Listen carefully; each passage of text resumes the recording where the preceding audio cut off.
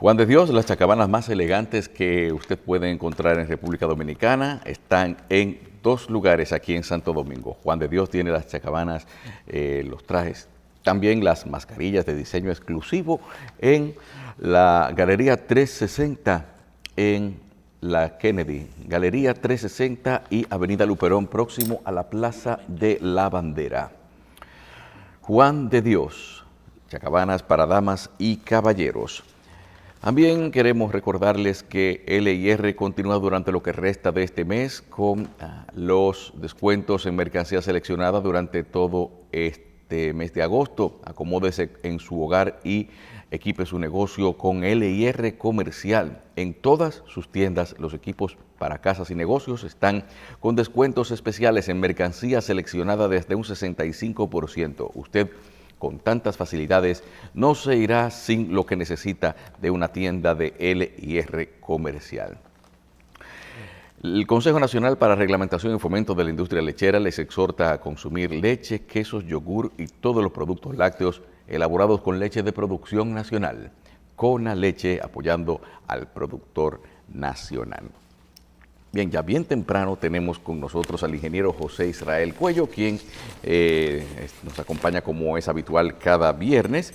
Y nosotros vamos a preguntarle al ingeniero en primer lugar sus opiniones, a continuar con las evaluaciones de lo que fue la juramentación de Luis Abinader como presidente de la República. Ingeniero, buenos días. Entonces, ¿qué otros detalles podemos destacar de ese evento? Buenos días a todos. En primer lugar, debo pedir excusa a quienes nos ven y escuchan por la calidad del programa anterior, donde factores ajenos a nuestra voluntad nos hicieron cometer incluso algunos errores de conceptos que vamos a enmendar inmediatamente. Perfecto. Agradecemos a Juan Yadó la observación sobre que los principales visitantes del país no son de Estados Unidos y España, sino de Estados Unidos, Canadá y Rusia. España en un lugar más remoto. Por otro lado, agradecemos a Bernardo Castellano, que aunque parezca ser así, él tiene razón y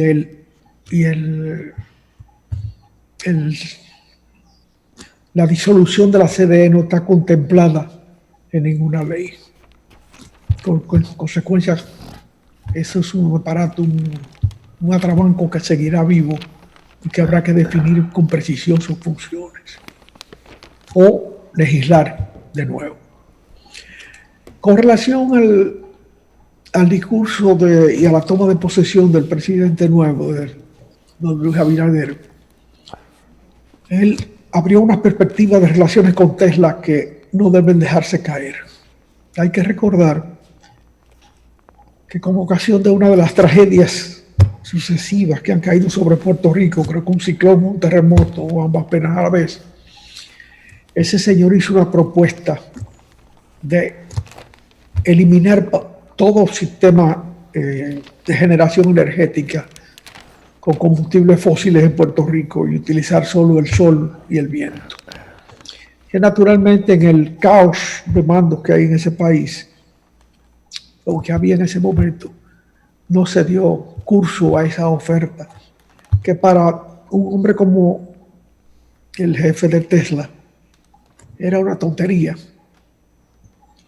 pero para Puerto Rico probablemente era un cambio definitivo en sus posibilidades de desarrollo. Por otro lado, al presidente hay que recordarle que él no ganó las elecciones, que el PLD perdió las elecciones y que él logró que la mayoría que lo rechazó se nucleara a su alrededor. Eso es importante porque eso le obliga a una tarea de gobernar 2 periodos, si aspira a gobernar 2 periodos, pues sería el primer PRDista que lo logre. Sin ponerle mano por malas partes a la Constitución de la República. Él podría perfectamente gobernar 2 periodos y hacer un proyecto más o menos largo. E incluso dejarle el poder a otro PRDista. Ahora, que para lograr eso, no se le ocurra convocar a organismos de la sociedad civil para concertar nada, porque ya él ha hecho suficientes concesiones a las partes de la sociedad civil que los respaldaron y que le conformaron la unidad que lo hizo presidente. Pero ya el precio es alto. Es un peligro.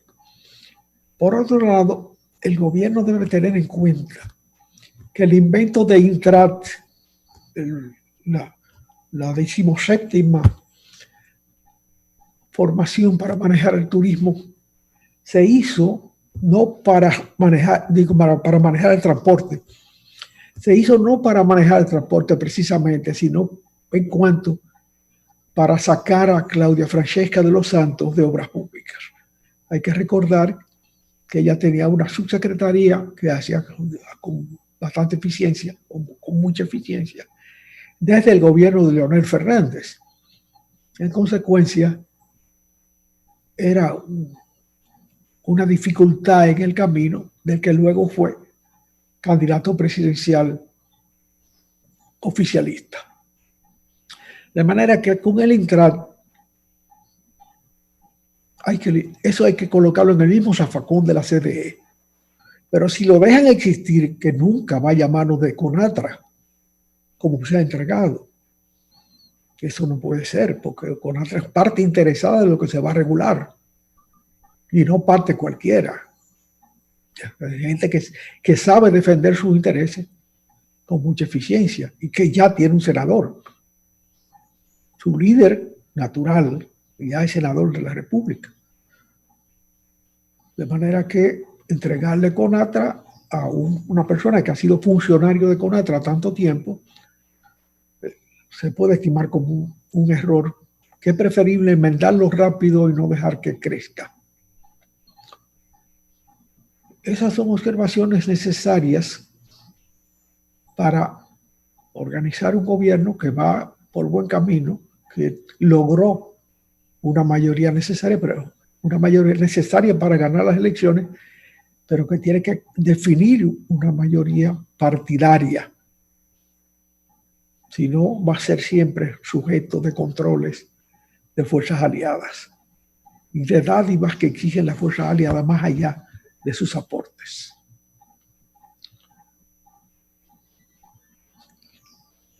Hay otros aspectos hoy que deben tratarse. El señor Pence fue elegido ya por la convención del Partido Demócrata como candidato presidencial de las próximas elecciones norteamericanas. Y hay que destacar que el recurso que ha hecho para ganar la candidatura es muy semejante al ritmo que le imprimió Abinader en la República Dominicana. No creo que lo haya copiado, pero es una coincidencia a destacar. Entonces él fue concentrando alrededor suyo todo el rechazo que la sociedad norteamericana va conformando sobre el gobierno del señor Trump. Y el palo preciso lo dio, el paso preciso lo dio con la selección como precandidata de una representante de las comunidades raciales que conforman a Estados Unidos y que están de alguna manera maltratadas. En el caso y además en el crecimiento masivo de una protesta contra el asesinato, un asesinato más de alguien simplemente por ser negro. Sí.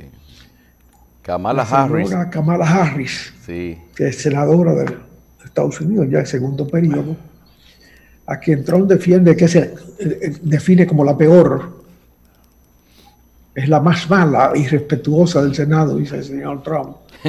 Eso es importante. Sería la primera mujer, y mujer negra a la vez, que se postula a la vicepresidencia norteamericana, con muchas posibilidades de suceder a Pence en el transcurso del periodo de selección o después, en la misma medida en que Pence es el candidato más anciano, de mayor edad, que aspira a la presidencia norteamericana. Posiblemente no pueda hacer 2 periodos por su razón de edad, y ella es una candidata hecha al cabo de eso. Otro punto que ha recibido el señor Trump de tropiezo en sus aspiraciones es la prisión de Steve Bannon, que fue asesor suyo de campaña, tan radical en sus criterios que Trump tuvo que dejarlo de lado y se fue a organizar su secta en Europa como una secta político-religiosa, y ha sido beneficiario en Europa de la entrega de castillos y propiedades de los estados europeos para la formación de una secta de carácter político. Pero ya sabemos cómo esas sectas religiosas en Estados Unidos en muchos casos sirven para el enriquecimiento ilícito de sus forjadores. Y en este caso ha sido hecho preso ayer o antes de ayer en los Estados Unidos por ponerle la mano a un dinero que recaudó él y 2 más para la extensión de la muralla de Trump, que es un poco de hojalata, en sus cruces por propiedades privadas a las que hay que desinteresar para poder pasar la muralla o la valla. Para eso hicieron colectas y utilizaron en favor personal esos recursos que solicitaron a personas convencidas de que la muralla resuelve algo. Hay que recordar sobre la muralla que está construyendo Trump, que ella no va de ninguna manera a contener una inmigración que es tan necesaria en términos humanos para los latinoamericanos del sur de Estados Unidos, como necesaria para la producción norteamericana. El 1% de la población total norteamericana es inmigrante para la agricultura norteamericana. Del 3% de la población que hace la agricultura americana en los tiempos pico de cosecha, la tercera parte son inmigrantes regulares o irregulares, permanentes o no permanentes, que concurren a la agricultura en ese periodo. No hablemos de otras actividades en que los inmigrantes son decisivos en la vida norteamericana. Estados Unidos, en muchos sentidos, se ha aceptado como un crisol de razas, de nacionalidades, de criterios, modelo en gran medida de integración humana. Pero es una integración que ha sido muy dolorosa, muy pesada, particularmente en los 2 extremos, en los que llegaron como esclavos y los que llegaron como colonos, cuya aceptación de que ambas partes son componentes de una misma sociedad ha sido sumamente lenta, sumamente dura y en mucha medida una vergüenza para la sociedad humana, que felizmente en mucha medida se ha ido reduciendo desde Lincoln en adelante y la eliminación de la esclavitud, pero que ya es tiempo de que se haga razón, que se haga aceptación del hecho de que la sociedad norteamericana no la crearon solo los colonos blancos que llegaron por el norte, sino que todos los que concurrieron a ese proceso de creación de esa nación, de ese imperio, son parte de ella. No es una exageración quizás el derribar y hacer desaparecer o querer como a manera de borrar la historia. Porque yo ayer estaba viendo todas las estatuas de personas que fueron veneradas como padres fundadores de algunas zonas en Estados Unidos, que la están removiendo y ya están dejando hasta los pedestales vacíos, sobre todo de lo que eran los estados del sur. Eso es un extremismo indiscutible. Asimismo, como se acepta que la comunidad negra norteamericana, la comunidad que fue esclava, que fue hija más bien de la parte francesa de Estados Unidos, de todo el centro desde el Golfo de México hasta Canadá, que es todo el centro norteamericano. Los que establecieron una colonización con esclavos fueron los franceses, en Haití y en Estados Unidos y en la Guayana. Los ingleses negociaban con los esclavos, pero sus intervenciones en el desarrollo social no precisaban de esclavos. El esclavo era un negocio más del comercio inglés. No es que los ingleses no tuvieran esclavos, lo tuvieron, pero sus actividades estaban muy vinculadas a los procesos de crecimiento de la economía inglesa y particularmente ya al final en la Revolución Industrial. No era la característica de las plantaciones, que fue la característica en términos generales de la colonización francesa. Pero ellos le vendieron esos territorios en el régimen de Napoleón, le vendieron eso a los Estados Unidos, que ya existía como nación, y le permitió ir cuadrando el paño de tierra. Y le compraron California a México y le quitaron otro pedazo a México. De manera que esa nación creció a base de comprar tierra también. Le compraron a los rusos, le compraron Alaska. Creo que fue $7 millones de la época, que serían 700, 800 millones de ahora, 900 millones, no sé. Pero 7 millones de la época, una suma en cualquier tiempo irrisoria por un territorio con tantos recursos y tanta extensión. Así se constituyó esa nación, pero se constituyó a la vez con el flujo de mucha gente que la veía como efectivamente fue, un crisol de formación de un criterio nuevo de nación que surgió con valores democráticos que en la práctica no respetaba o no respeta todavía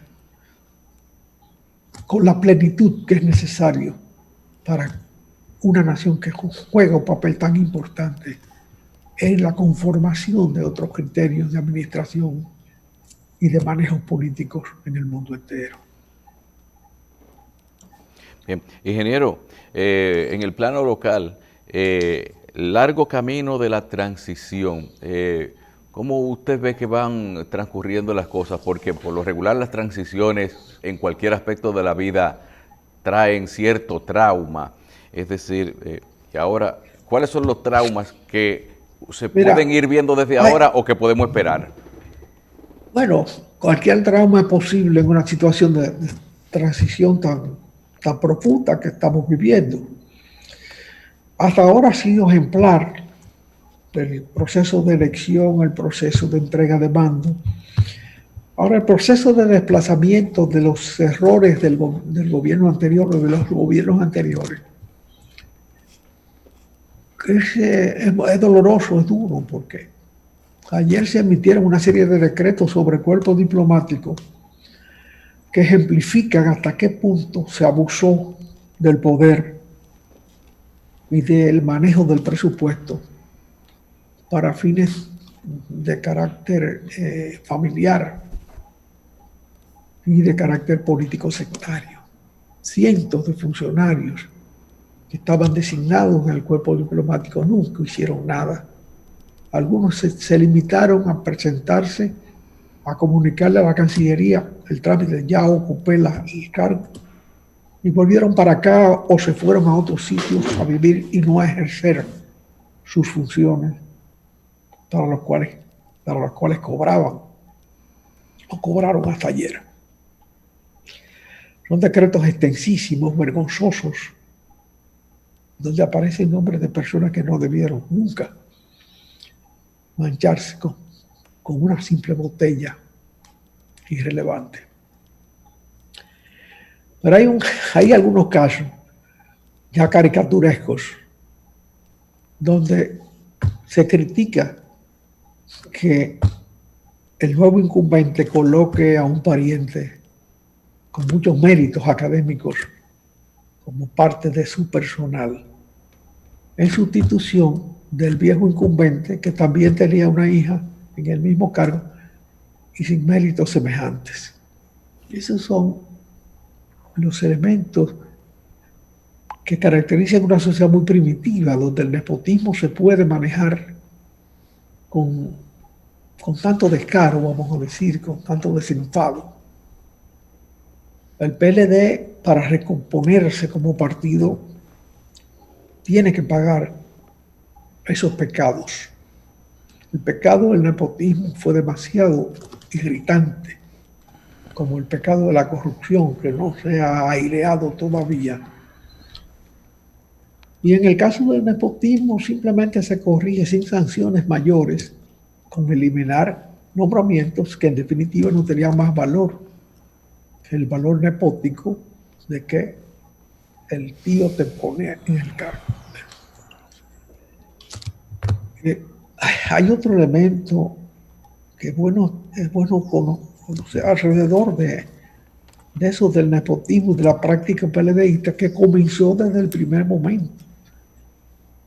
En algún artículo he visto que el concepto de comensolo se toma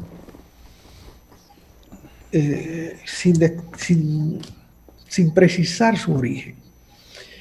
El origen del concepto comensolo vino de cuando Andino Peña comenzó en el gobierno de Leonel Fernández y ya un poco avanzado a trabajar en los pasos a desnivel en la 27 de febrero y en la John Kennedy, donde los trabajadores que concurrían a buscar su salario, su vida en esas obras, valoraron la introducción de esas máquinas tan poderosas que en ese momento llegaron al país por la urgencia de hacer esas obras antes de las elecciones. Y ellos fueron los que dijeron, esas son comezolas, porque no le dejan comer a uno. El martillo hidráulico. El martillo hidráulico, sí, pero el que patentiza la palabra ya en términos políticos es el doctor Balaguer, su socio en la elección, pero un poco disgustado por el tratamiento que le había dado el gobierno a sus seguidores, quienes habían llevado al poder a Leonel Fernández y al PLD siendo un partido minúsculo. Y es Balaguer que los califica de comezolos. De ahí surge el concepto. Y en consecuencia lo que se está resolviendo es un problema del comezolismo. Hay que decir que el presidente Fernández logró atraer a su gobierno muchas personas que no eran PLDistas y que ampliaron la base del PLD. El ejemplo más elocuente de ellos, más exitoso, es el de Roberto Casal al frente del Archivo General de la Nación, que nunca ha sido PLDista y que simplemente fue llevado ahí por sus valores intelectuales, su capacidad de trabajo. Tanto que el gobierno actual incluso lo ha ratificado. O sea, que es de otro partido y lo ha ratificado por su trabajo. Pero en los gobiernos de Danilo Medina, el comezolismo se acentuó al extremo de desplazar a los de Leonel Fernández, a pesar de que eran PLDistas, y dando lugar a los primeros elementos de división del partido. Una división que lo condujo a perder el poder. Bueno, así es la cosa. Bueno, ingeniero, agradecemos mucho su intervención en el día de hoy. Usted, luego le esperamos luego para el próximo martes para continuar entonces con otros temas de interés y seguir conversando acerca de muchos otros. Gracias, ingeniero. Me saluda doctor Jacín si lo ve por ahí. Muchas gracias. Le doy el saludo, no hay problema.